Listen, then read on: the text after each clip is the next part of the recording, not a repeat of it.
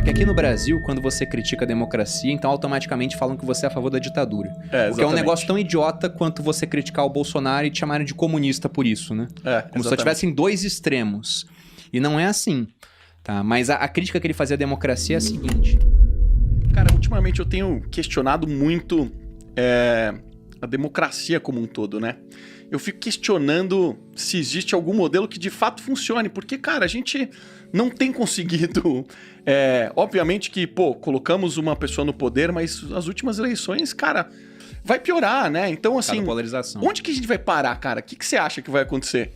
Olha, por que eu digo que vai piorar? Porque até o próprio algoritmo de rede social favorece isso, né?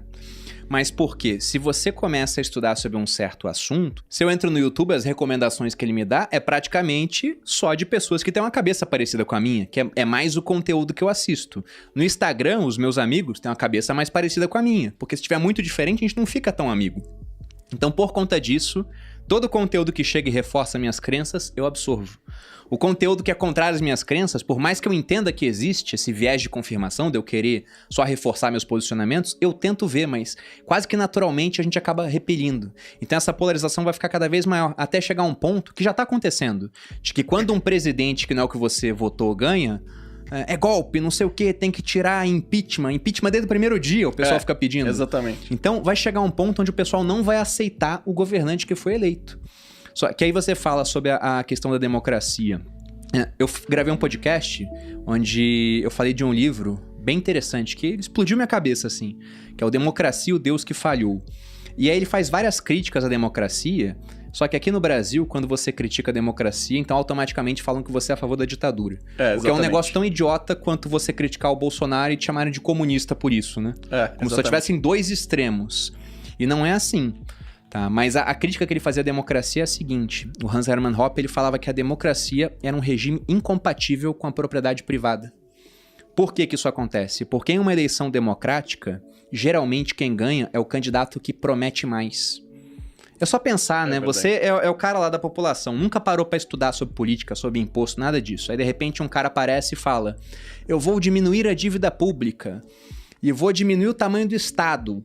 Aí o outro fala: eu vou te dar educação, saúde, segurança, tudo de graça. Aí quando o outro pergunta: ué, mas quem vai pagar por isso? Os mais ricos? Ele olha assim e fala: meu Deus, é esse cara que eu vou votar. Tá me prometendo tudo e não vai sair nada do meu bolso, né? Não tem como isso acontecer, não existe imposto só sobre os outros, mas na eleição esse cara ganha. E para esse cara poder cumprir minimamente o que ele prometeu, se ele prometeu muita coisa gratuita, entre aspas, vai ter que tributar mais. E para tributar mais, não adianta achar, vou tributar o mais rico. O mais rico sabe se proteger disso. Ou ele tira dinheiro, ou ele tem uns advogados muito bons que montam lá complexas estruturas jurídicas para fugir disso. No final, o imposto vai cair sobre classe média e sobre o mais pobre. E mesmo que pegue o rico fornece serviço e produto. Ele vai lá e repassa isso de alguma forma. Então, por conta disso, na democracia, o Hoppe ele fala que os impostos vão ficar mais altos, o Estado vai ficar cada vez maior. Então, como eu sou um cara liberal, eu também fico questionando, né? Como é que a gente consegue mudar esse ciclo? É só a base de muita educação. Só que educação não é... Pessoas também falam, vamos investir mais em educação. Isso é muito genérico. Investir mais em educação é o quê? Mandar o cara pra faculdade pra ter aula com o professor de história com a camisa do Marx? É exatamente isso que eu ia falar, porque hoje o nosso sistema educacional, o professor Olavo de Carvalho, ele fala isso, cara, a gente vive... O Thales esteve aqui, o Thales é super liberal, e ele falou, cara, eu estudei comunicação social. Eu vivi uma professora dizendo que o capitalismo era mau. E a gente que estuda e vai se aprofundar, a gente percebe que antes do capitalismo, cara, morreram quantas milhões de pessoas. O capitalismo, cara, foi um absoluto sucesso. E a gente continua insistindo. E a gente vê pessoas que são ricas, que vão estudar e voltam socialistas. Então, para mim, é uma completa loucura. Eu acho que tem duas coisas muito loucas. O sistema educacional brasileiro continua formando pessoas com cabeça mais de esquerda, mais socialista, e não pessoas para pensar, né? Isso daí tá virando um problema muito sério. E segundo, nós temos uma mídia que é totalmente parcial. E que as pessoas que não são questionadoras simplesmente aceitam o fato que veio. E só não tá pior porque as redes sociais estão aí, até a mídia, né? Ela bate muito em rede social porque agora as pessoas elas conseguem buscar a opinião de outros veículos. se elas não têm mais aquele veículo como um veículo confiável. E é o que está acontecendo cada vez mais. Porque antes a gente não via que a mídia era parcial.